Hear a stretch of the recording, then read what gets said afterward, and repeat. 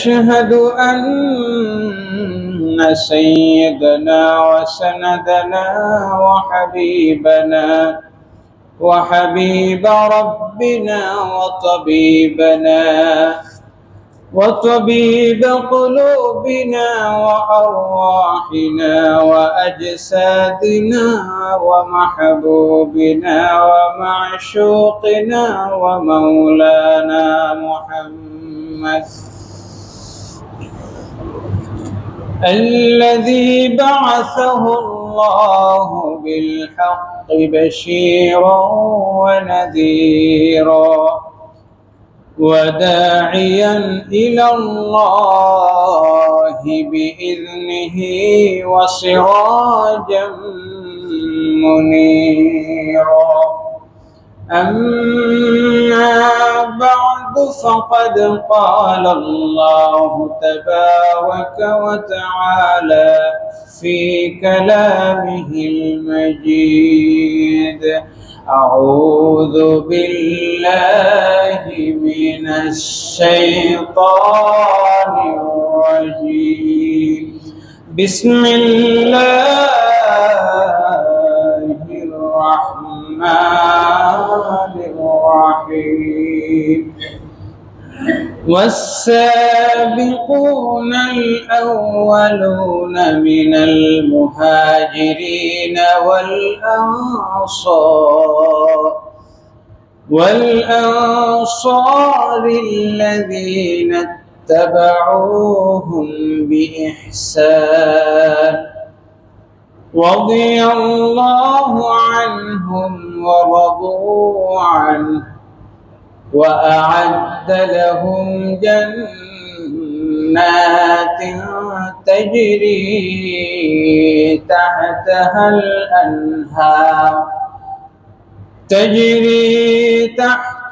الأنهار خالدين فيها أبدا ذلك الفوز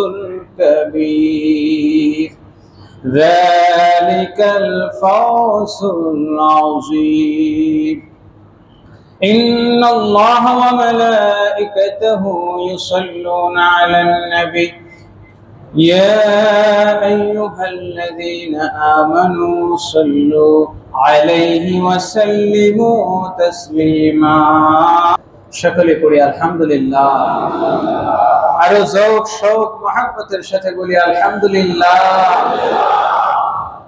আল্লাহ সুবহানাহু ওয়া তাআলা পবিত্র মাহে রবিউল সানি আজকে তৃতীয় জুমায় আমাদেরকে মসজিদে আজানের পরপর এবং জুমার আজানের আগে আগে মসজিদে আসার তৌফিক দান করেছেন এই জন্য শুকরিয়া আদায় করে আরো একবার বলি আলহামদুলিল্লাহ জুমার আজানের আগে আগে বলবেন যে হুজুর আজান তো হয়ে গেছে আসলে প্রকৃত আজান আসল জুমার যে মূল আজানটা সেটা কিন্তু বাকি আছে কথা বুঝতে পারছেন যেহেতু আজানের আগে আগে সেই প্রকৃত আজানের আগে আসছে সেহেতু আপনারা আজানের আগে মসজিদে আসা যে সওয়াবটা সেই সওয়াবটা আপনারা সবাই পেয়ে যাবেন বলি আমিন এই হিসাবে আল্লাহ পাক কোরআনে যারা আগে আগে মসজিদে আসে আগে আগে দ্বীনের কাজে আসে আগে আগে ইসলামের কাজে আসে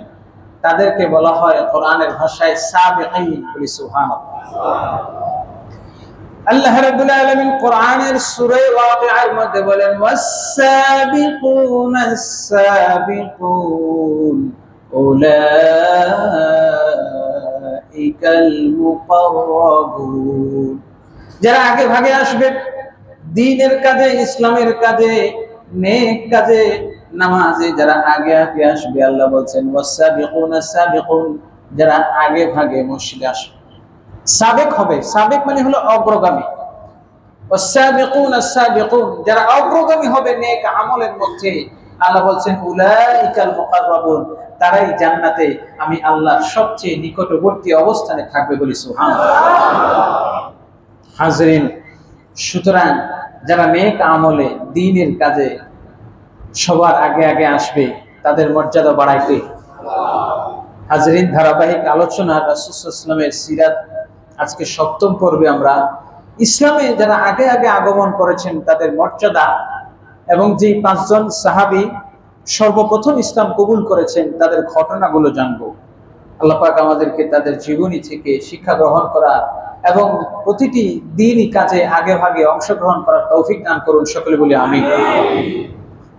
যারা অগ্রগামী দ্বীনের ব্যাপারে আল্লাহ তাদের সম্মানে, তাদের তাওজিমে কোরআনের সূরা তাওবার ১০০তম আয়াতে ইরশাদ করেন, আল্লাহ রাব্বুল আলামিন বলেন, والسابقون الأولون من المهاجرين والأنصار الذين اتبعوهم بإحسان رضي الله عنهم ورضوا عنه وأعد لهم جنات تجري تحتها الأنهار। জোরে জোরে বলি আল্লাহু আকবার। আল্লাহ পাক ইসলাম রাসূল সাল্লাল্লাহু আলাইহি ওয়াসাল্লামের হাতে ১৬ লক্ষ সাহাবী ইসলাম কবুল করেছেন। এই ১৬ লক্ষ সাহাবীদের মধ্যে এই ১৬ লক্ষ সাহাবী সবাই সাহাবী, কিন্তু তাদের মধ্যে মর্যাদার দিক থেকে সবাই সমান। সবচেয়ে বেশি মর্যাদার অধিকারী হলেন নবীজি সাল্লাল্লাহু আলাইহি ওয়াসাল্লামের পরিবারের সদস্য আহলে বাইত, বলে সুবহানাল্লাহ। তারা হলেন ৫ জন। কয়জন? এরপরের মর্যাদা হলো ৪ জন। তারা হলেন ৪ জন, যেই ৪ জনকে বলা হয় খোলাফায়ে রাশিদা, বলে সুবহানাল্লাহ। তারপরের স্তরে আসে ১০ জন, যাদেরকে বলা হয় আশারায়ে মুবাশশারা, বলে সুবহানাল্লাহ। এভাবে ধারাবাহিকভাবে যেতে যেতে তারপরে সবচেয়ে আশারায়ে মুবাশশারার পর সবচেয়ে বেশি মর্যাদা হলো ৩১৩ জন, যে ৩১৩ জন বদরের যুদ্ধে অংশগ্রহণ করেছেন, বলি সুবহানাল্লাহ। এই ৩১৩ জনের মধ্যে আবার সবচেয়ে শ্রেষ্ঠ হইলেন তারা যারা হিজরত করেছেন, সুবহানাল্লাহ। মুহাজিরিন, মুহাজিরিনদের পরের মর্যাদা হলো আনসার, আনসারদের পরের মর্যাদা গিয়ে অন্যান্য সাহাবায়ে কেরাম, বলি সুবহানাল্লাহ। এই যে সাহাবায়ে কেরামদের মধ্যে একটা ক্লাসিফিকেশন আসছে, নামও আমার আল্লাহ দিয়েছেন, সুবহানাল্লাহ বলেন, যে একদল মুহাজিরিন আরেকদল আনসার, এবং তাদের মর্যাদা উল্লেখ করার ক্ষেত্রে আল্লাহ বলছেন ধারাবাহিকভাবে, আল্লাহ বলছেন ওয়াস-সাবিকুনাল আউয়ালুন মিনাল মুহাজিরিন ওয়াল আনসার, বলি সুবহানাল্লাহ। ইসলামের জন্য, দ্বীনের জন্য আনসার সাহাবীদের অনেক বড় অবদান আছে না? নিজেদের জান মাল সম্পত্তি তারা কোরবান করেছেন, কিন্তু তার চেয়েও বেশি কোরবান করেছেন মুহাজিরিন। নিজের বাড়ি, নিজের ঘর, নিজের সম্পদ, নিজের দেশ, নিজের পরিবার পরিজন সব ছেড়ে তারা গিয়েছেন। এই জন্য আল্লাহ পাক তাদের স্যাক্রিফাইসটাকে সম্মান দেখে আল্লাহ আগে মুহাজিরদের কথা বলছেন, তারপরে আনসারদের কথা বলেছেন, বলি সুবহানাল্লাহ। সুতরাং ইসলাম গ্রহণের ক্ষেত্রে যারা সর্বাগ্রে সবার প্রথমে আমার রাসূলের আহ্বানে সাড়া দিয়েছেন, তাদের মর্যাদা আমার আল্লাহ সবার চাইতে বাড়িয়ে দিয়েছেন, সুবহানাল্লাহ। এইজন্য আল্লাহ বলেন ওয়াস-সাবিকুনাস সাবিকুন উলাইকাল মুকাররাবুন। যারা সবার আগে দিন ইসলাম কবুল করেছেন, ইসলাম কবুল করেছেন ১৬ লক্ষ সাহাবী, সবাই নবীর সাথে এখনো রওজা শরীফে একসাথে না। ১৬ লক্ষ সাহাবী সবাই নবীজির সাহাবী, এতে কোনো সন্দেহ? সাহাবী হিসেবে সকলের মর্যাদা সমান, ঠিক কিনা বলেন? নাকি আমরা সাহাবীদেরকে আবার গালি দেওয়ার লোকও কিন্তু আমাদের সমাজে আছে। একদল লোক আছে সাহাবীদেরকে এই সমাজের এক শ্রেণীর আলেম নামদারি, তারা গালি দেয় যে সাহাবায়ে অমুক সাহাবীর কারণে এই যুদ্ধ হয়েছে, অমুক সাহাবীদের সমালোচনা তাদের বইগুলোর মধ্যে, গ্রন্থগুলোর মধ্যে পাওয়া যায়। অথচ আমার রাসূল বলেছেন লা তাত্তাখিযুহুম গরাদাম মিন বাদি, আমার কোন সাহাবীদের প্রতি তোমাদের সমালোচনার তীর সাহাবীদের দিকে দিও, সমালোচনার আঙ্গুল সাহাবীদের দিকে দিও না। আমার যে সাহাবীদের ব্যাপারে আমার আল্লাহ বলেছেন রাদিয়াল্লাহু আনহুম ওয়া রাদু আন, সাহাবীদের ব্যাপারে আমার আল্লাহ বলেছেন আল্লাহ তাদের উপর সন্তুষ্ট, তারাও আল্লাহর উপরে সন্তুষ্ট। সুতরাং কোন সাহাবীর ব্যাপারে কটু কথা বলা যাবে, সাহাবীদের সমালোচনা করা যাবে? হাজরিন, এই জন্য এই ব্যাপারে আমাদেরকে সাবধান থাকতে হবে। আহলুস সুন্নাহ ওয়াল জামাআহ এর অন্যতম একটা আকীদা হলো সাহাবায়ে কেরাম সমালোচনার ঊর্ধ্বে। কথা বুঝতে পেরেছেন? এই আকীদা বিশ্বাস আমাদের আছে নাকি নেই?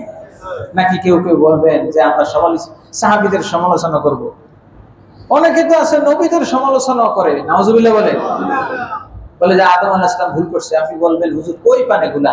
এগুলো তাদের বইয়ের মধ্যে আছে, হয়তোবা আপনি আমি সেভাবে গবেষণা করি না, চিন্তা করি না। হাজরিন, সাহাবায়ে কেরামদের আকাশ কুসুম সম্মান ইজ্জত আমার নবীজি সাল্লাল্লাহু আলাইহি ওয়াসাল্লাম যাদের শানে বলেছেন বিআইহিম ইক্তাদাইতুম ইহতাদাইতুম আসহাবি কান নুজুম। জোরে জোরে বলি সুবহানাল্লাহ। আকাশের নক্ষত্রগুলো দেখে রাতের আধারে পথহারা নাবিক যেমন পথের দিশা পায়, আমার একজন ন্যূনতম সাহাবী আদনা সাহাবীর অনুসরণের মাধ্যমে তোমরা জান্নাতের দিশা পাবে। বলেন সুবহানাল্লাহ। হাজরিন, সেই সাহাবায়ে কেরামদের মধ্যে যারা অগ্রণী, আমরা 5 জন সাহাবীর ব্যাপারে জানবো যারা আল্লাহর হাবিব সাল্লাল্লাহু আলাইহি ওয়াসাল্লামের হাতে হাত দিয়ে ইসলাম গ্রহণ করেছেন, যাদের শানে আমার আল্লাহ বলেছেন ওয়াসাবিকুনাল আউয়ালুনা মিনাল মুহাজিরিন ওয়াল আনসার ওয়াল্লাযীনা ইত্তাবাউহুম বিইহসান রাদিয়াল্লাহু আনহুম ওয়া রাদু আন। মুহাজিরদের মধ্যে, আনসারদের মধ্যে যারা সর্বপ্রথম ইসলাম কবুল করেছেন, আল্লাহর রাসূলের আহ্বানে সাড়া দিয়েছেন, আমার আল্লাহ তাদের ব্যাপারে বলছেন তারা ভালো কাজে সবার আগে এগিয়ে আসছেন। সবার আগে ভালো কাজে, নাকি শয়তানি কাজে, নাকি নাফরমানি কাজে? হাজরিন, আল্লাহ রাব্বুল আলামিন তাদের শানেই বলেছেন রাদিয়াল্লাহু আনহুম ওয়া রাদু আন। তো তাদের মধ্যে সর্বপ্রথম আল্লাহ রাসূলের হাতে হাত দিয়ে ইসলাম গ্রহণ করেছেন মা খাদিজাতুল কুবরা রাদিয়াল্লাহু তাআলা আনহা। বলে সুবহানাল্লাহ। খাদিজা রাদিয়াল্লাহু তাআলা আনহা তিনি ইসলাম কিভাবে গ্রহণ করেছেন? তিনি তো আল্লাহর হাবিব সাল্লাল্লাহু আলাইহি ওয়াসাল্লামের জাওজায়ে মুতাহহারা, পুত পবিত্র স্ত্রী, কিন্তু তিনি আল্লাহর হাবিব সাল্লাল্লাহু আলাইহি ওয়াসাল্লামের হাতে প্রথম কিভাবে মানলেন? এই রাসূল সাল্লাল্লাহু আলাইহি ওয়াসাল্লামের স্ত্রীর সর্বপ্রথম ইসলাম গ্রহণের মাধ্যমে আমাদের সামাজিক যে একটা প্রবাদ আছে যে পীর মানে না গায়, পীর মানে না মায়া, পীর মানে না ঘরের বউ, কথা আছে না? যে আপনি যত বড়ই আলেম বা পীর, যত বড়ই বুজুর্গ হন না কেন, যত বড় বিত্ত ক্ষমতাশালী হন না, আপনি আপনার গ্রামে, আপনি আপনার মায়ের কাছে কিংবা আপনি আপনার স্ত্রীর কাছে সেই গ্রহণযোগ্যতা পাবেন না। কিন্তু এই পৃথিবীতে চিরাচরিত যে নিয়মটা, যে রীতিটা আছে, সেটা ভেঙে দিয়ে সর্বপ্রথম আল্লাহ রাসূলের হাতে হাত দিয়ে ইসলাম গ্রহণ করেছেন মা খাদিজাতুল কুবরা রাদিয়াল্লাহু তাআলা আনহা। বলি সুবহানাল্লাহ। কিন্তু খাদিজা রাদিয়াল্লাহু তাআলা আনহা কিভাবে ইসলাম গ্রহণ করলেন? গত জুমায় আমরা ওহীর আলোচনা করেছি। আল্লাহ রাসূল সাল্লাল্লাহু তাআলা আলাইহি ওয়াসাল্লাম তার নিকট জিবরিল আমিন কোরআন নিয়ে আসার পর নবীজি বলেছেন মা আনা বিকারি, আমি পড়তে জানি না। এটা অর্থ হবে না, এটার অর্থ হবে মা আনা বিকারি, আমি পাঠক নই, আমি পড়বো না, অস্বীকার করা। দেখুন, আল্লাহর হাবিব সাল্লাল্লাহু তাআলা আলাইহি ওয়াসাল্লাম যাকে ইসলামের দাওয়াত দিয়েছেন, ইসলামের সপক্ষে তারা একটা প্রমাণ দিয়েছেন। সুবহানাল্লাহ বলি। তো খাদিজা রাদিয়াল্লাহু তাআলা আনহার কাছে আল্লাহ রাসূল যখন বললেন যে আমার কাছে জিবরাইল আসেন, আমার কাছে কে আসেন? জিবরাইল আসেন। জিবরাইল এসে আমাকে আল্লাহর পক্ষ থেকে ওহী নিয়ে আসছেন, এই জিনিসগুলো ঈমান আনতে হবে। এখন জিবরাইলকে আমার নবী চিনে কি চিনে না বলেন? একটু কথা বলে, চিনেন কি চিনেন না? এখানে একটা প্রশ্ন হলো, অনেকে বলে থাকবেন যে জিবরাইল আমিন আল্লাহ রাসূলকে ওহী নিয়ে আসছেন, জিবরাইল আমিন নবীদের শিক্ষক ছিলেন না, নবীজির শিক্ষক ছিলেন স্বয়ং আল্লাহ। নবীজির শিক্ষক কে? জিবরাইল আমিন আল্লাহর পক্ষ থেকে বার্তা বাহকের কাজ করতেন, ওহী নেওয়া আসার কাজ করতেন, বার্তা বাহকের মতো ছিলেন। এখানে আবার আরেকটা কথা বলি, বার্তা বাহক মানে কিন্তু সংবাদ বাহক নয়, কিছু একটা ব্যাপার আছে। অনেকেই তো অর্থ করে নবী মানে সাংবাদিক। নাউজুবিল্লাহ বলবেন না? নবী মানে কি সাংবাদিক? আচ্ছা বলেন, বর্তমান সাংবাদিক আর আমার নবীর সাথে কোনো তুলনা হয়? হাসা মিশা যা মনে চায় একটা দিয়ে দিল, উদ্দেশ্য হলো ভাইরাল হওয়া। জানেও না কি দিছে, নিজেও জানে না।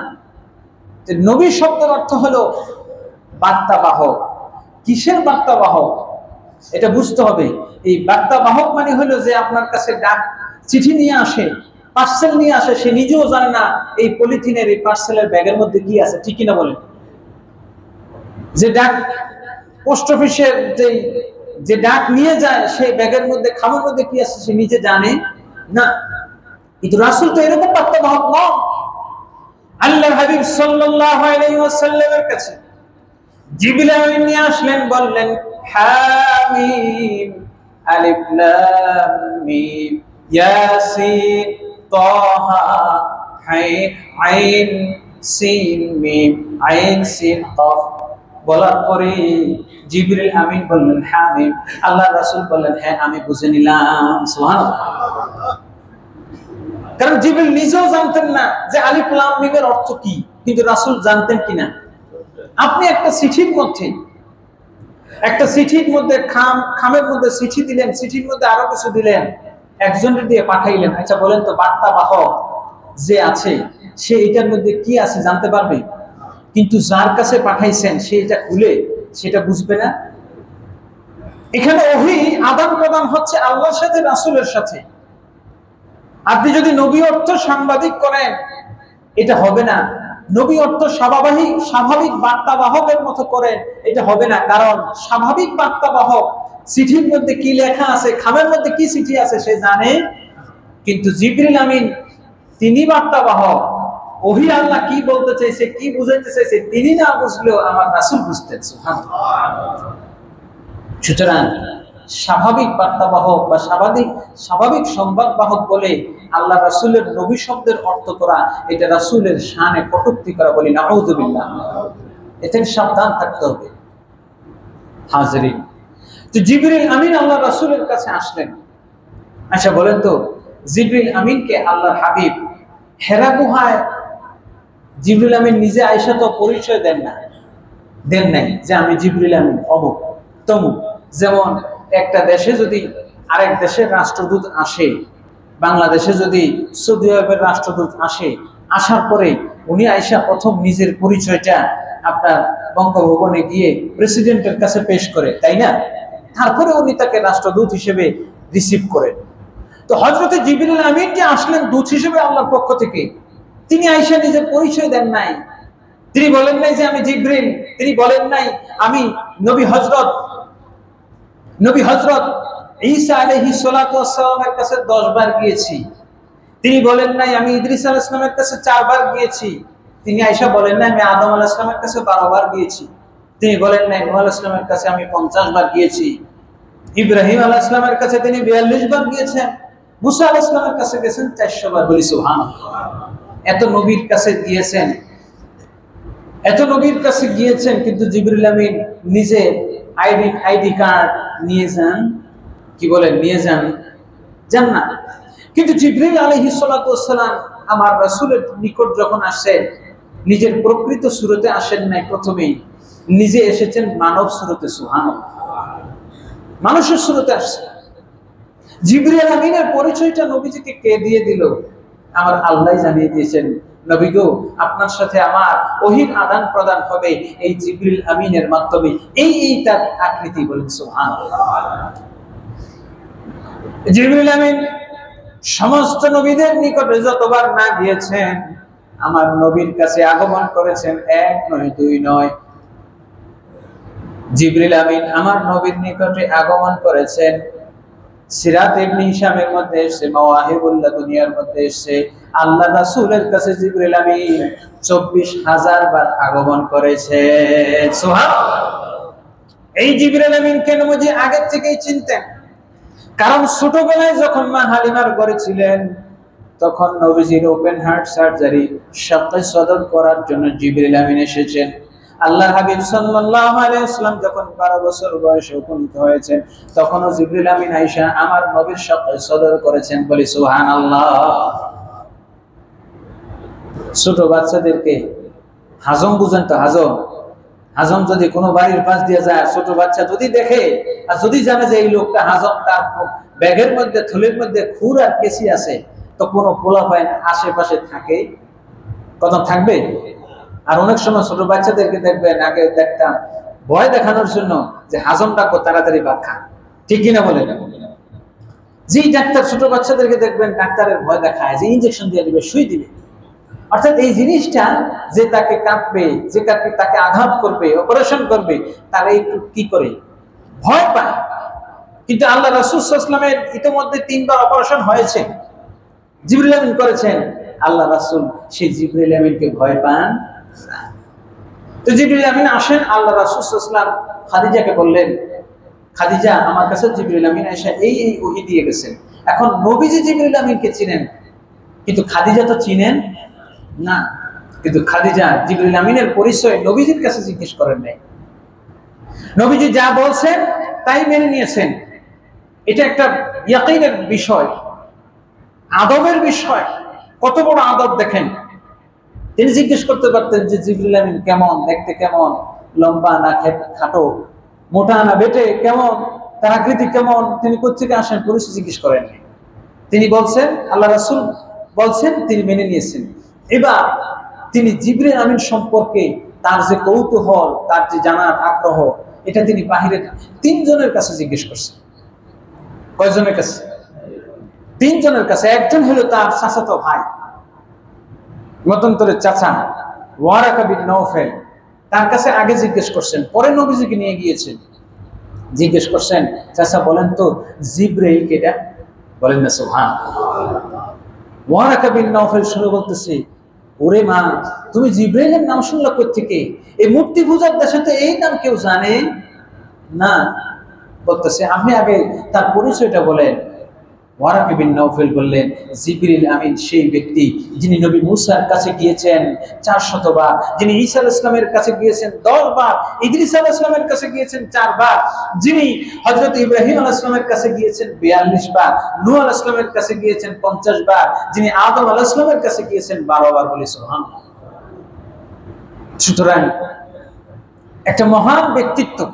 আমি যদি বলি যে আমার বাসায় ইরানের প্রেসিডেন্ট বা সৌদি আরবের বাদশাহ আসছেন, তাহলে এটা কিন্তু সহজেই আপনারা বিশ্বাস করবেন বলেন? কারণ এটা বিশ্বাসযোগ্য নয়, বা সাধারণ কোনো ব্যক্তির কাছে তিনি আসতে পারেন না। কিন্তু এমন ব্যক্তি বলছেন যার কথা অবিশ্বাস করার মতো নয়, তখন আপনি কি করবেন? যে ওই দেশে খবর নেবেন যে আসলে উনি গেছেন কিনা। এখন জিবরিল নবীর কাছে আসমান থেকে আসছেন কিনা, আসমানে তো গিয়ে খবর নেওয়ার সুযোগ নাই। এখন তিনি আসতে পারেন কিনা এটা পসিবিলিটি জানার জন্য খাদিজা 3 জনের কাছে গেছেন। ওয়ারাকা বিন নওফেল তিনি শুনেই লাফ দিয়ে উঠছেন। যদি খাদিজার কথা সত্য হয়েই থাকে, আর মিথ্যা বলার সুযোগ নেই, যেহেতু এই নামটা মক্কার কেউ জানে না, যেহেতু তার মুখে বের হয়েছে, সুতরাং এটার একটা সম্ভাবনা আছে। হযরত মা খাদিজা রাদিয়াল্লাহু তাআলা আনহা যখন তার কাছ থেকে, ওয়ারাকা বিন নওফেলের কাছ থেকে পজিটিভ তথ্য পেলেন যে জিবরিল আমিন মক্কায় আসতে পারে, আমার নবীজি যখন বলছেন আমার কাছে আসছেন, তার কথার মধ্যে কোনো সন্দেহ নাই, সন্দেহের কোনো অবকাশ। আবার ওয়ারাকা বিন নওফেল যখন শুনছে জিবরিলের কথা, তিনিও যে অস্বীকার করেছেন তা কিন্তু নয়, তিনিও বলছেন আসতে পারে, কারণ শেষ নবী আগমনের সময় ঘনে আসছে। খাদিজা বিস্তারিত কথা তুমি কই। খাদিজা একটু ইঙ্গিত দিলেন, কারণ বিষয়টা তো যদি লাভ দিয়ে উঠে, আমার মতো বলি যে সৌদি আরবের বাদশা আমার বাসায় এসে খাওয়া দাওয়া করেন, আমার বাসায় এসে রাত্রি যাপন করেন, বেড়ান, এটা কিন্তু সহজে বিশ্বাসযোগ্য নয়। তো খাদিজা যদি বলতেন যে নবীজির কাছে জিবরিল আসেন, প্রথমেই কেউ বিশ্বাস করবেন। এই জন্য তিনি বলছেন, চাচা একটা কথা গোপন রাখবেন, আপনার ভাতিজি জামাই অর্থাৎ আমার হাজবেন্ড মুহাম্মদ সাল্লাল্লাহু আলাইহি ওয়াসাল্লাম তিনি বলছেন তার কাছে জিবরিল আমিন আসেন। সুবহানাল্লাহ। এমন একটা সময় সত্য তখন গোপনে বলতে হয়, যে সময়টা সত্য বললে মানুষ বিশ্বাস করে না, বরং মিথ্যাটাই বেশি হজম করে। মিথ্যাটাই কি করে? হজম করে। আপনি সংবাদের মধ্যে যদি সত্য কোনো সংবাদ বলেন, এই জিনিস সত্য সংবাদ ফেসবুকে বলেন, ইউটিউব বলেন, যে কোনো মিডিয়ায় বলেন, টেলিভিশনে, কেউ খাবে না। এটার মধ্যে যখন একটু মিথ্যার মশলা দিয়ে এটা পেশ করা হবে, তখন এটা সবাই খাবে। জনৈক উপন্যাসিক, বিখ্যাত, আপনারা নাম বললে চিনবেন, এগুলা পড়িও না শুনে, তো তার উপন্যাসের মধ্যে সে ফ্যামিলিগত ভাবে কিছু মিথ্যা কথা লেখে। তার স্ত্রী বলল, তুমি এটা লিখো না মিথ্যা কথা। সে নাকি বলছে যে মিছা কথা না লেখলে এই দেশের মানুষ খাবে না, বলেন না নাউজুবিল্লাহ। এই দেশের মিডিয়া বলেন, বই পুস্তক বলেন, উপন্যাস বলেন, ইতিহাস বলেন, সবকিছুর মধ্যে মিথ্যার সরাসরি আছে নাকি নেই? মিথ্যা মানুষ বেশি বিশ্বাস করে, সত্য বিশ্বাস করে না। তো জিবরিল আমিনের ব্যাপার যখন ওয়ারাকা বিন নাওফেল সত্য উপস্থাপন করলেন, সঠিক কথা বললেন, মা খাদিজা এবার আরেকজন যাজকের কাছে গেলেন। তাকে গিয়ে বলার পর সে বলল, ওয়াল্লাহি আল্লাহর কসম, এই মক্কা মরুভূমির মধ্যে যে মানুষগুলো মূর্তি পূজায় ব্যস্ত, তাদের কাছে জিবরাইলের গুরুত্ব কি? তাদের কাছে মূর্তি সামনে আছে, এটাই সবকিছু। তখন তিনি বললেন যে জিবরিল আমিন কেনা, আপনি আগে এটা বলেন। তিনি বললেন, জিবরিল আমিন ওয়ারাকা বিন নাওফেল যা যা বলছেন, ওই যাজকও ওই পাদ্রীও তাই তাই বলেছে। এবার আরেকজন সাক্ষী, বাকি তিনটা সাক্ষী হইলেই তিনি একদম বিশ্বাসে ইতমিনান হয়ে যাবে। আল্লাহ রাসূল সাল্লাল্লাহু আলাইহি ওয়াসাল্লাম যখন বললেন আমার কাছে জিবরিল আসে, মা খাদিজা তৃতীয় আরেকজনের কাছে গেলেন। অথবা ইবনে রবি আরেকজন গোলাম ছিল, নিনুয়ার অধিবাসী, তার নাম ছিল আদ্দাসা। আদ্দাসাকে ডাক দিয়ে বললেন, আদ্দাসা তুমি তো এই আরব দেশের না, মরুভূমির দেশের না, পৌত্তলিক না, মূর্তি পূজারী না, তুমি তো খ্রিস্টান, তুমি বলো তো জিবরাইলকে।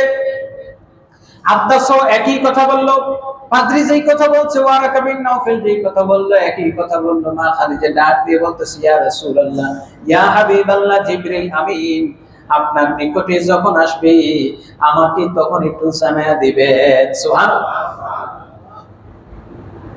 জিবরিল আমিন আসলেন, মা খাদিজা রাদিয়াল্লাহু তাআলা আনহাকে আল্লাহ রাসূল ডাক দিলেন, ওই যে জিবরিল আমিন। সুবহানাল্লাহ বলেন। খাদিজা বলতেছেন আসছেন? হ্যাঁ। আচ্ছা বলেন তো, খাদিজাও চোখে দেখেন, আল্লাহ রাসূলও চোখে দেখেন, কিন্তু জিবরিল আমিন নবীজির সামনে আসছেন, খাদিজা দেখেন না, আমার নবী দেখেন। সুবহানাল্লাহ বলবেন। তাহলে নবীজির দৃষ্টিশক্তি আর খাদিজার দৃষ্টিশক্তি এক? কথা বলেন এক না। এবার খাদিজা রাদিয়াল্লাহু তাআলা আনহা তিনি বললেন, ইয়া রাসূলুল্লাহ আপনি আমার ডান উরুতে মাথা দেন। আল্লাহ রাসূল মাথা দিয়ে একটু কাত হলেন, বললেন এবার দেখেন, হ্যাঁ দেখা যায়। দ্বিতীয়বার বললেন যে আপনি আমার বাম উরুর মধ্যে আপনি মাথা দিয়ে হেলান দিয়ে বসেন তো। দ্বিতীয়বারও আল্লাহ রাসূল বললেন, হ্যাঁ এখনো দেখা যায়। তৃতীয়বার মা খাদিজা বললেন, আপনি আমার, খাদিজা রাদিয়াল্লাহু তাআলা মাথার আঁচলটা সরায়া দিলেন। মাথার উপরে ওড়নাটা সরায় দেওয়ার পর আল্লাহ রাসূলকে বললেন, ইয়া রাসূলুল্লাহ এবার আপনি জিবরাইলকে দেখেন কিনা? আল্লাহ রাসূল বললেন, এবার আমি দেখি না। সুবহানাল্লাহ বলবেন না? আর জোরে বলেন আল্লাহু আকবার। তাহলে বুঝা গেল মা খাদিজা রাদিয়াল্লাহু তাআলা আনহা জিবরাইল আমিন আসছেন এই কথা রাসূলের কথা অস্বীকার করেন না। বুঝিনি, এই যে এত পরীক্ষা নিরীক্ষা চলতেছে, এটা অস্বীকারের জন্য নয়, বরং নিজের ইতমিনান তলবের জন্য। সুবহানাল্লাহ। তিনি এবার বুঝছেন যে অবশ্যই তিনি ফেরেশতা, শয়তান নন, কারণ শয়তান হলে এই জায়গায় বসে থাকত। শয়তান মানুষকে বিবস্ত্র অবস্থায় দেখলে আর ওই জায়গায় যায়, আর ফেরেশতা মানুষ যখন বিবস্ত্র অবস্থায় থাকে সেই জায়গায় থাকে। এটা মা খাদিজা জানতেন। আল্লাহর হাবিব সাল্লাল্লাহু আলাইহি ওয়াসাল্লামের নিকট জিবরিল আমিন আসলেন। মা খাদিজাতুল কুবরা রাদিয়াল্লাহু তাআলা আনহা তিনি যখন সব প্রমাণ পেয়ে গেলেন, এবার আল্লাহ রাসূলকে বললেন, রাসূল গো আপনি যে জিবরিল আমিন আপনাকে যেই যেই কথা বলে, যেই যেই জিনিসটা শেখায়, সেই জিনিসটা আমাকেও শিখায়া দেন। সুবহানাল্লাহ। কারণ জিবরিল আমিনের ব্যাপারে, তিনি যে আল্লাহর পক্ষ থেকে একজন মেসেঞ্জার, এর ব্যাপারে আর কোনো সন্দেহ। সুতরাং এই জিনিসগুলো দ্বারা কি বুঝলাম? একটা জিনিস আপনাদেরকে গত জুমার এই জুমায়, যে যেই কোনো তথ্য, যেই কোনো ব্যক্তি এসে আপনাকে বললেই যে আপনি খালি এর পেছনে দৌড়াইবেন, তা কিন্তু না। আল্লাহ রাসূলের কাছে জিবরিল আমিন যখন আসছেন, আল্লাহ রাসূলও কিন্তু তার আইডেন্টিফিকেশন নিয়েছেন, তার তথ্যর ভেরিফিকেশন নিয়েছেন, 3 বার তার ইকরার নিয়েছেন, নাকি নেই? জিবরিল আমিনের তথ্য যখন আল্লাহ রাসূল মা খাদিজাকে বলেছেন, তিনিও জিবরিল আমিনের পরিচয় 3 জনের কাছ থেকে জানছেন, আবার নিজে সরাসরি প্র্যাকটিক্যাল জিবরিল আমিনের ইন্টারভিউ নিয়েছেন কি নেন নাই। সুতরাং এর দ্বারা একটা জিনিস আপনাকে বুঝতে হবে যে হক বাতিল বোঝার জন্য এই জামানায় শয়তান যে আছে আপনি নিজে টেরও পাবেন না। আইসা আপনাকে বলে, এই জামানার রাস্তার পাগলও যদি দাঁড়ায়া ওই রাস্তার মোড়ের মধ্যে দাঁড়ায় দাঁড়ায় লেকচারতে পাগলের বকবকানি, তাও দেখবেন 2, 4, 5, 10টা মানুষ তার ওইখানে দাঁড়ায়, একজনে হাসতেছে, আরেকজনে ভিডিও করতেছে, আরেকজনে ফেসবুকে লাইভ করতেছে। দেখেন দেখেন এই পাগলের কাণ্ড কারখানা। কথা বলেন ঠিক কিনা? এই দেশে পাগলও যদি জুটে, দেশে পাগলেরও 200 জন ভক্তবৃন্দ জুটে কি জুটে না? হাজরিন, সাহাবায়ে কিরাম রিদওয়ানুল্লাহি তাআলা আলাইহিম আজমাইন ওই জামানায় কত সচেতন ছিলেন, কত সতর্ক ছিলেন। মা খাদিজা রাদিয়াল্লাহু তাআলা আনহা, তিনি আল্লাহ রাসূলকে এত বেশি ভালোবাসেন, তারপরেও কোনো না ভাবে যদি বিভ্রান্ত হয়ে যায়, শয়তান কোনো না ভাবে আমাকে ঈমান হারা না করে, এজন্য তিনি জিবরিল আমিনের একটা ইন্টারভিউ সরাসরি নিয়ে নিয়েছেন। সুবহানাল্লাহ। আর আপনি আমি যেখানে যা শুনি, যে যা বলে, যে দার্সে গিলা বলে, গিলা এরপর হজম করতে পারি আর না পারি মনে করি আগে গিলি। হাজরিন, এজন্য আল্লাহ রাসূল, আল্লাহ নিজেই বলেছেন, জাআকুম ফাসিকুন বিনাবাইন ফাতাবায়ানু, কোন ফাসিক যদি তোমার কাছে কোন সংবাদ নিয়ে আসে, তথ্য নিয়ে আসে, আগে সেটার পরীক্ষা নিরীক্ষা করো, জাস্টিফাই করো, ভেরিফাই করো, ইনভেস্টিগেট করো, তারপরে এটা তুমি বিশ্বাস করো। কারণ রাসূল সাল্লাল্লাহু আলাইহি ওয়াসাল্লাম বলেছেন, কাফা লিল মারই আন ইয়াকুনা কাযিবান আন ইয়াকুলু মা সামিআ, একজন ব্যক্তির জন্য মিথ্যাবাদী হওয়ার জন্য এতটুকু যথেষ্ট, সে যা শুনলো তাই বিশ্বাস করলো, তাই ফেসবুকে ছেড়ে দিল, তাই আরেকজনের কাছে বলে দিল, প্রচার করে দিল, এটুকুতেই সে মিথ্যাবাদী হওয়ার জন্য যথেষ্ট। চিৎকার করে বলি নাউযুবিল্লাহ। দরুদ শরীফ। হাজরিন, আল্লাহ হাবিব সাল্লাল্লাহু আলাইহি ওয়াসাল্লাম মা খাদিজা রাদিয়াল্লাহু তাআলা আনহাকে যখন দ্বীনের দাওয়াত দিলেন, খাদিজা অকপটেই স্বীকার করে নিলেন, ঈমান আনলেন। আনার পরে আল্লাহ রাসূলকে বললেন, ইয়া রাসূলুল্লাহ, জিবরিল আমিন ভালো মানুষ। জিবরিল আমিন কি মানুষ? মানুষ না ফেরেশতা? ফেরেশতা, অর্থাৎ তিনি জিন বা শয়তান নন। সুতরাং তিনি আপনাকে যা বলবেন, আমাকে যেটাই হুকুম করবেন আমি সেটাই করব। তা আল্লাহ রাসূল বললেন যে কালকে জিবরিল আমিন আয়েশা আমাকে এক কাজ করছেন, তিনি হেরেম শরীফের পাশেই পা দিয়ে মাটির মধ্যে আঘাত করেছেন। আল বিদায়া ওয়ান নিহায়ার মধ্যে আসছে এবং বুখারী শরীফের হাদিস। পা দিয়ে মাটিতে আঘাত করার পর ঝর্ণা বের হলো, ওইখান থেকে আমাকে ওযুটা শিখাইছেন, ওযু শিখায় নামাজটাও তিনি শিখাইছেন। সুবহানাল্লাহ। মা খাদিজা বললেন, ইয়া রাসূলুল্লাহ, তাহলে আপনি আমাকে ওই নামাজটাও শিখান, ওযুটাও শিখান। আল্লাহ রাসূল ওযুটাও শিখিয়ে দিলেন, নামাজটাও শিখিয়ে দিলেন। সর্বপ্রথম আল্লাহ রাসূল এই পৃথিবীতে আল্লাহ হাবিব সাল্লাল্লাহু আলাইহি ওয়াসাল্লাম ইমাম হয়েছেন, তার পিছনে মুক্তাদি হয়েছেন তার স্ত্রী। বলেন সুবহানাল্লাহ। আর জোরে বলেন আল্লাহু আকবার। আচ্ছা বলেন তো, আপনারা কেউ জীবনে ঘরের মধ্যে নামাজ তো বহু পড়ছেন, পড়েন না? এখনো পড়েন। জীবনে কি আপনার স্ত্রীকে নিয়ে ইমামতি করে নামাজ পড়ছেন? পড়ছেন? 2-4 জন করে থাকতে পারেন, আলহামদুলিল্লাহ বলেন। এই সুন্নতটা আপনি আদায় করবেন মাঝে মধ্যে, এটা আমার রাসূলের সুন্নাহ। বলি সুবহানাল্লাহ। স্ত্রীকে নিয়ে নামাজ পড়বেন। এবার আপনি যখন নামাজ পড়বেন, আপনাকে দেখে আপনার সন্তান নামাজ শিখবে। মা খাদিজা ঘরে নামাজ পড়েন, আল্লাহ রাসূল মা খাদিজাকে নিয়ে নামাজ পড়ে। আগে ঘরে নামাজ কায়েম করতে হবে।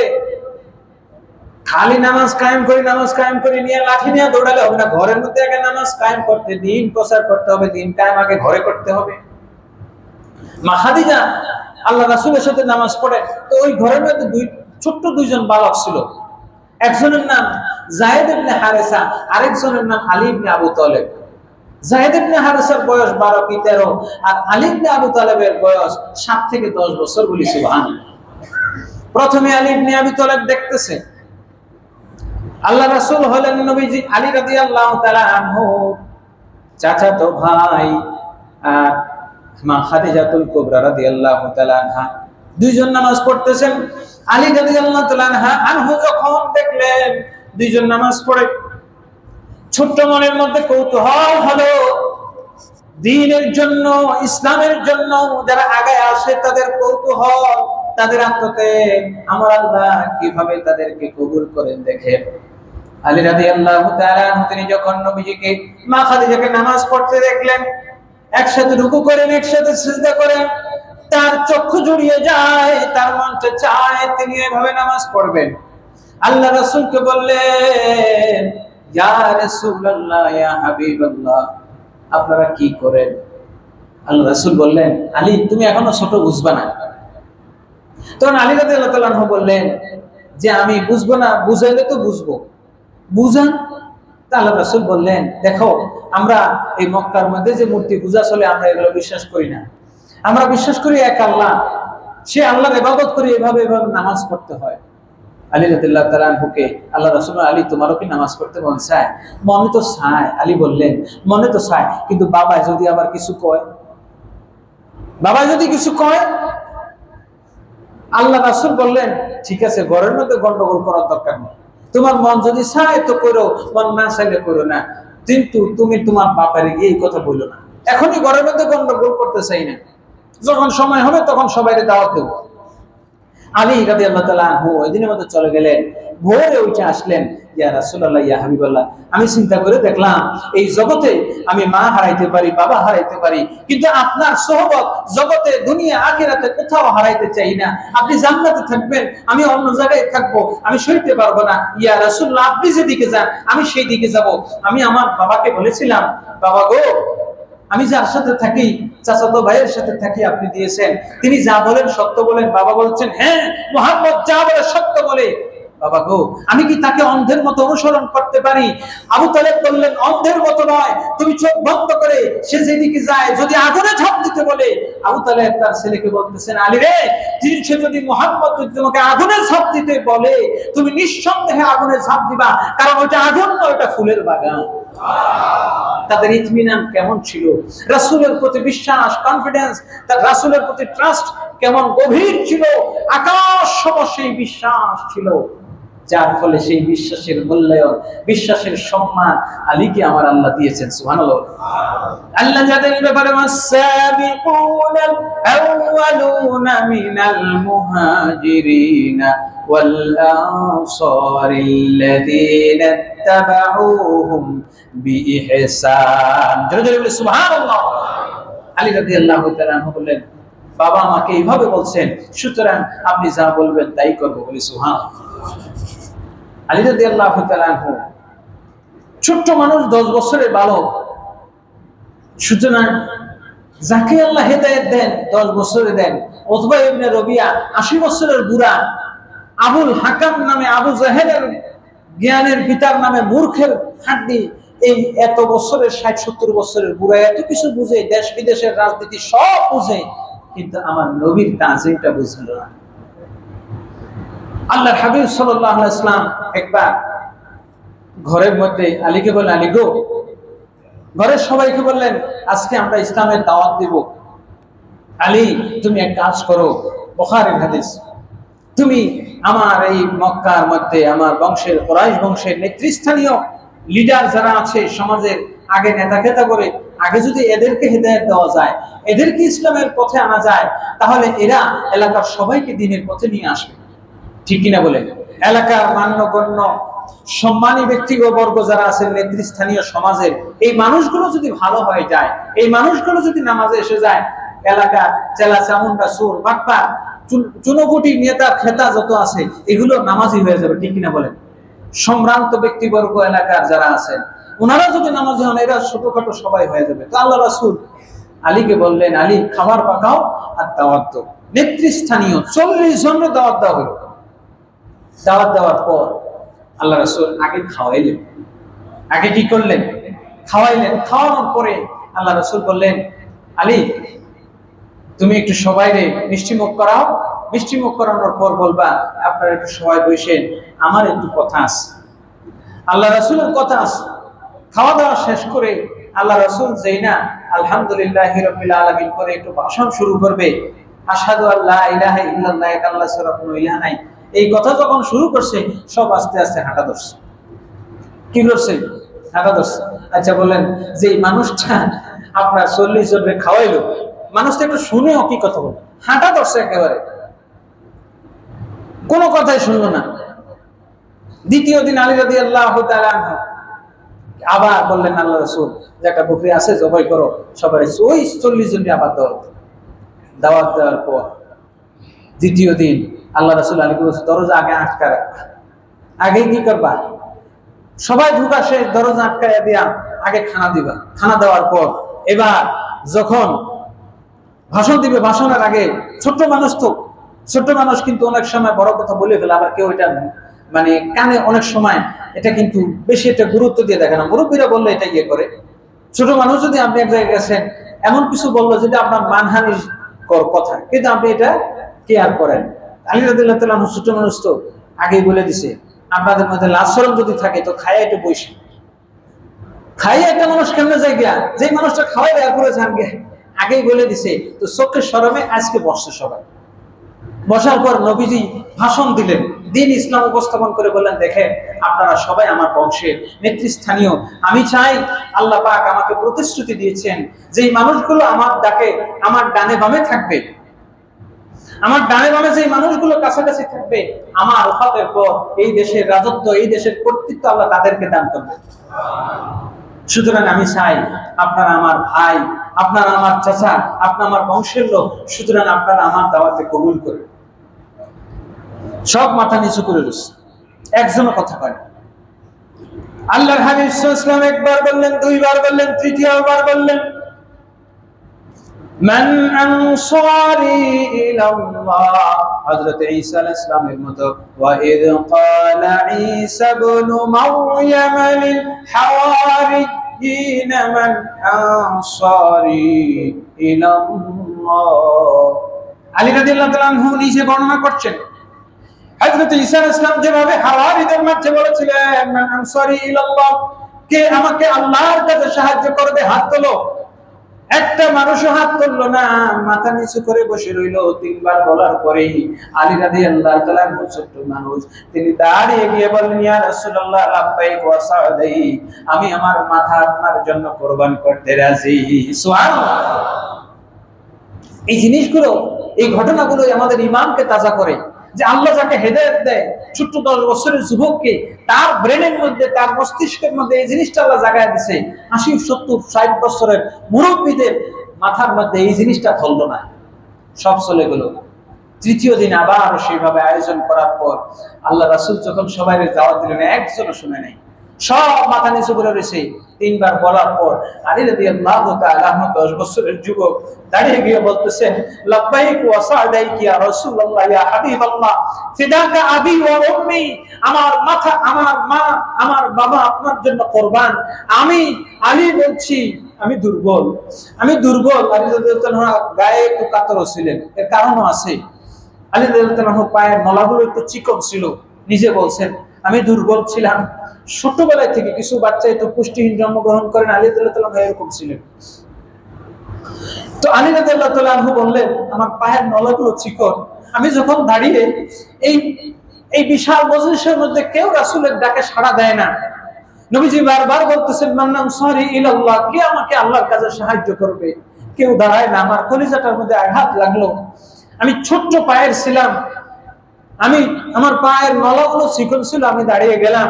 আমি বললাম, ইয়া রাসূলুল্লাহ ফিদাকা আবি ওয়া উম্মি, আমার মা, আমার বাবা আপনার জন্য কুরবান হোক, যদিও আমি দুর্বল। ইয়া রাসূলুল্লাহ, আপনার সামনে, আপনার পেছনে, আপনার ডানে, আপনার বামে, পেছনে থেকে, সামনে থেকে, ডানে থেকে, বামে থেকে আমি আমার জীবনকে কুরবান করে দেব। সুবহানাল্লাহ। এজন্য আল্লাহ বলছেন, ওয়া আসহাবুল ইয়ামিনি মা আসহাবুল ইয়ামিন ওয়া আসহাবুশ শিমালি মা আসহাবুশ শিমাল ওয়াস সাবিকুনাস সাবিকুন উলাইকাল মুকাররাবুন।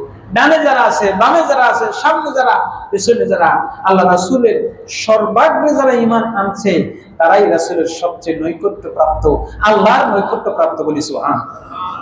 আলী রাদিয়াল্লাহু তাআলা আনহুকে আল্লাহর হাবিব সাল্লাল্লাহু আলাইহি ওয়াসাল্লাম বুকে জড়ায় নিলেন, বললেন, আনতা আখি ফিদ দুনিয়া ওয়াল আখিরা, আলী তুমি দুনিয়ায় আমার ভাই এবং আখিরাতেও আমার ভাই। সুবহানাল্লাহ। শুধু তাই নয়, আল্লাহ রাসূল আরো বলেছেন, মান কুনতু মাওলাহু ফাআলিয়ু হাদা মাওলাহু, আমি যার মাওলা, আমি যার অভিভাবক, আলীও তার অভিভাবক, আর আমি যার মাওলা, আলীও তার মাওলা। সুবহানাল্লাহ বলেন। এটা কেন? এই ছোট্ট ঘটনা থেকেই আমাদের শেখার অনেক কিছু আছে, যে দ্বীনের পথে, সত্য ন্যায়ের পথে, ইসলামের পথে যারা আগে আসবে, যারা আগে আসবে, হোক চাই তুই, হোক চাই সে দুর্বল। ওই 40 জনের মধ্যে এমন লোক ছিল যে একাই একটা ছাগল খাইতে পারে। ওই 40 জনের মধ্যে এমন লোক ছিল যে একা 10 জনের সঙ্গে কুস্তি লড়তে পারে। আলী দুর্বল, কিন্তু আমার আল্লাহ তার সম্মান এত বাড়িয়ে দিলেন, ওই সবকে ভেড়ার দলে ভিড়িয়ে দিলেন আর আলীকে নাম দিলেন শের খোদা আসাদুল্লাহিল গালিব আলী ইবনে আবি তালিব। বলি সুবহানাল্লাহ। 10 বছরের যুবক, তার পায়ের নলাগুলো শিকড়, বিশাল বিশাল হাস্তিগুলো বসে আছে খেয়ে, একটা মরে না। আমার আল্লাহ পাক আলীর এই আচরণ খুশি হয়ে গেলেন। ওগুলারে আসাদুল্লাহিল গালিব বলেন নাই, আলীকে বলছেন নবীজি আসাদুল্লাহিল গালিব আলী ইবনে আবি তালিব। আলী হচ্ছেন আল্লাহর সিংহ, বলেন সুবহানাল্লাহ। যে সিংহ 17 টন ওজনের দরজায় এক হাত দিয়ে টেনে, বাম হাত দিয়ে টেনে উঠিয়ে ফেলতে পারে, বলি না সুবহানাল্লাহ। সুতরাং আল্লাহ পাক কোরআনে যে বলেছেন ওয়াসাবিকুনাল আউয়ালুনা মিনাল মুহাজিরিন ওয়াল আনসারিল্লাযীনা তাবাউহুম বিইহসান। যারা ইহসানের কাজে, যারা ভালো কাজে, দ্বীনের কাজে আগায় আসবে, সে যতই দুর্বল হোক না কেন তার শক্তি বাড়ায় দেন কে? সে বয়সে যত ছোটই হোক না কেন তার সম্মান বাড়ান কে? সে যত দুর্বল হোক শক্তি বাড়ায় দেন, বয়সে কম হোক সম্মান বাড়ায় দেন, জ্ঞানে কম হোক জ্ঞান বাড়ায় দেন কে? ওই মজলিসে কিন্তু আবুল হেকাম ছিল, ডক্টরেট ডিগ্রি, পিএইচডি ডিগ্রিধারী তৎকালীন যুগের আবু জাহেল ছিল কি ছিল না? ছিল। কিন্তু তাদের ব্যাপারে নবীজি বলেন নাই, আলীর ব্যাপারে বলছেন 10 বছরের যুবক যখন ইসলাম কবুল করে নিলেন, ইসলামের জন্য জীবন কোরবানের প্রতিশ্রুতি দিলেন, আল্লাহ রাসূল ঘোষণা দিয়ে দিলেন আনা মাদিনাতুল ইলম ওয়া আলীউন বাবুহা। যত বড় বড় পিএইচডি হোল্ডার থাকো না কেন, তৎকালীন জামানার আবুল হেকাম জ্ঞানীদের পিতা থাকে না কেন, তোমরা কিচ্ছুই না আলীর জ্ঞানের কাছে। আমি হলাম জ্ঞানের শহর, আর সেই শহরের দরজা হলো আলী। বলি সুবহানাল্লাহ।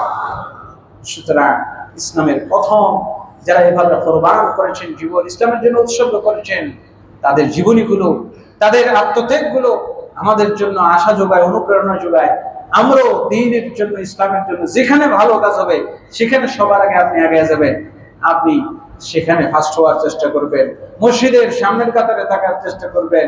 ভালো যেখানে কাজ, মানুষের কল্যাণমূলক যে কাজগুলো আছে, ওয়াল্লাযীনা তাবাউহুম বিইহসান, নিজেকে আগে আগে রাখবেন ভালো কাজে। এটাই হচ্ছে সাহাবায়ে কেরামের শিক্ষা। আল্লাহ রাব্বুল আলামিন সুবহানাহু ওয়া তাআলা আমাদেরকে সাহাবায়ে কেরাম রিদওয়ানুল্লাহি তাআলা আলাইহিম আজমাইন, যারা সবার আগে ইসলাম কবুল করেছেন, তাদের জীবনীগুলো পড়ে পড়ে জেনে জেনে আমাদেরকেও তাদের পদাঙ্ক অনুসরণের তৌফিক দান করুন। বলি আমিন। আর জোরে বলি আমিন। ওয়া আখিরু দাওয়ানা আলহামদুলিল্লাহি রাব্বিল আলামিন।